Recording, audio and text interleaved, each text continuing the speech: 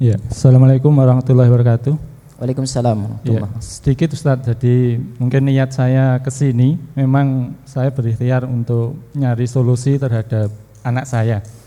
Jadi kemarin anak saya itu mondok, kemudian tidak betah gitu, dan dari ketidakbetahan itu sampai saat ini ada masalah gitu. Jadi ya kayak tertekan dan sebagainya. Dan saya sudah beberapa kali konsultasi ke psikolog dan bahkan ngundang Ustadz Peruqyah juga gitu. Nah, cuma ada beberapa kendala yang mungkin bagi anak saya itu. Salah satunya berapa? Kalau di ruqyah itu tidak mau. Bahkan usianya berapa? Usia lulus SD, jadi mau masuk SMP ini. Jadi laki-laki apa perempuan? Perempuan, Ustaz. Jadi terus kemarin pas datang Ustadz yang saya ajak ruqyah itu ya tidak mau mendengarkan gitu. Jadi bacaan-bacaan itu tidak didengarkan, tutup telinganya, ditutup seperti itu. Dan si Ustadz tadi bilang kalau memang masalah kejiwaan itu memang agak susah gitu. Nah ini yang mungkin yang perlu saya tanyakan, kira-kira solusinya seperti apa, karena memang kalau dibacakan ayat itu mungkin kalau dengan orang lain dan sebagainya itu mungkin susah.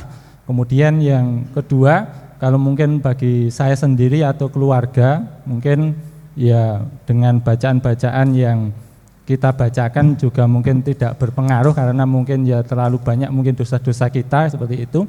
Karena boleh jadi saya mendengar dari beberapa ustadz itu bacaan itu kan tergantung dengan yang membacanya seperti itu. Nah ini solusinya kira-kira gimana Ustadz? Jadi berkaitan dengan anak saya seperti itu. Jadi solusi ruqyahnya. Iya, jadi anak seperti ini dia masuk kategori trauma. Ada nanti terapi ruqyah syariah khusus untuk trauma. Termasuk anak Anda yang kalau anak kita kecanduan gadget, itu ada ruqyah untuk gadget. Memang setelah diruqyah, kalau ruqyah itu berhasil, dia nengok gadget pun nggak mau. Itu menjadi solusi. Orang yang kecanduan rokok, ada terapinya ruqyah syariah untuk kecanduan rokok. Setelah diruqyah nanti dia nggak mau lagi. Rokok itu nggak ada rasa. Jadi itu nanti ada teknik sendiri, bukan sekarang. Tapi apa yang bisa antum lakukan sekarang adalah ruqyah mandiri. Buatkan dia air ruqyah. Kan dia nggak mau diruqyah.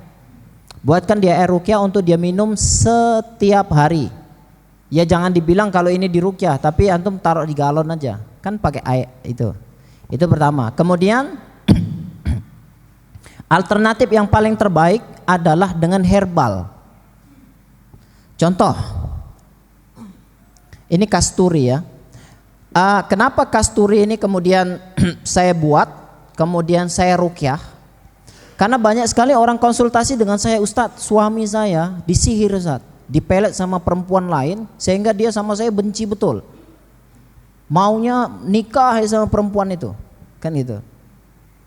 Bukan poligami ya, kalau poligami kan kita setuju semua, tapi ini bukan. Tapi dia memang sihir, mau ninggalkan istrinya yang pertama kemudian mau lari ke sana karena disihir. Indikasinya memang sihir.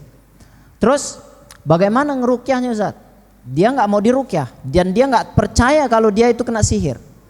Kan bingung, selama ini saya bingung. Maka salah satu alternatifnya kita produksi ini minyak kasturi. Untuk apa? Untuk meruqyah suami itu tanpa sadar. Jadi di kamarnya itu disemproti minyak kasturi yang sudah diruqyah.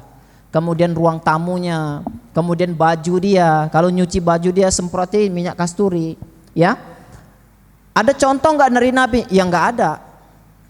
Tapi sekarang ikhtiar apa yang bisa kita lakukan? Apa mau kita tontoni aja suami itu seperti itu? Kan nggak bisa juga. Kita harus ikhtiar kan, di samping daripada doa. Dan alhamdulillah proses ini sudah berlangsung bertahun-tahun dan banyak berhasilnya Bu. Sampai akhirnya suami atau istri yang kena sihir dan dia nggak mau diruqyah itu akan kemudian sihir itu melemah, kemudian dia akan tersentak sendiri untuk mau diruqyah dan menyadari bahwa ini satu keanehan yang dia juga mau berobat. Jadi untuk anak bapak saya sarankan seperti itu. Nah, kasih dia minyak wangi yang sudah diruqyah, minyak kasturi misalkan dia pakai sehari-hari, atau di tempat tidurnya dispraykan seperti itu. Itu ikhtiar dengan minyak atau minyak zaitun yang sudah diruqyah, minyak bidara yang sudah diruqyah, itu antum konsumsikan sama dia. Ya. Kemudian yang kedua, yang terakhir, kalau dia masih anak-anak itu bisa digunakan metode dibedong, Pak. Dibedong ini diajarkan oleh ulama. Ibnu Qayyim al-Jauziyah itu dalam kitabnya At-Tibbun Nabawi itu menyampaikan manfaat daripada bedong. Itu untuk mengembalikan tubuh kita, tubuh anak itu kepada fitrahnya, sehingga depresi, trauma-trauma di masa lalunya itu akan hilang. Cara bedongnya gimana? Bedong seperti bayi. Iya. Kalau nggak ada kain panjang, beli kain kafan, kan panjang kain kafan. Iya, dibedong dia. Kemarin qadarullah saya berjumpa dengan salah satu admin di Rumah Sakit Surakarta. Beliau datang ke sini, anaknya autisme itu, kemudian dibedong, kami bedong. Kemudian di ruqyah, yang biasanya dia nggak bisa menghembus, nggak bisa, sekarang sudah bisa langsung. Ya, seperti itu. Jadi nanti Bapak coba proses itu. Jadi kalau melawan gimana, ya sudah ikat aja kuat. Dipegangi nggak apa-apa. Konsep ini boleh dipaksa. Kemudian setelah itu dia di ruqyah, bacakan ayat-ayat ruqyah selama setengah jam. Setelah setengah jam lepas. Gitu. Ini yang kedua. Kemudian yang ketiga, di rumah selalu perdengarkan ayat Al-Quran, Pak. Terutama waktu dia tidur.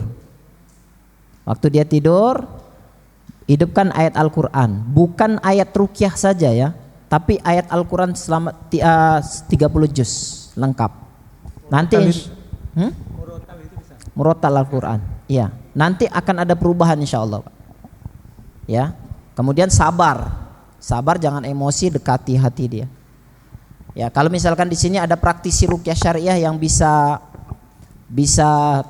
tahu kaedah untuk ruqyah trauma, silahkan diterapi ke situ.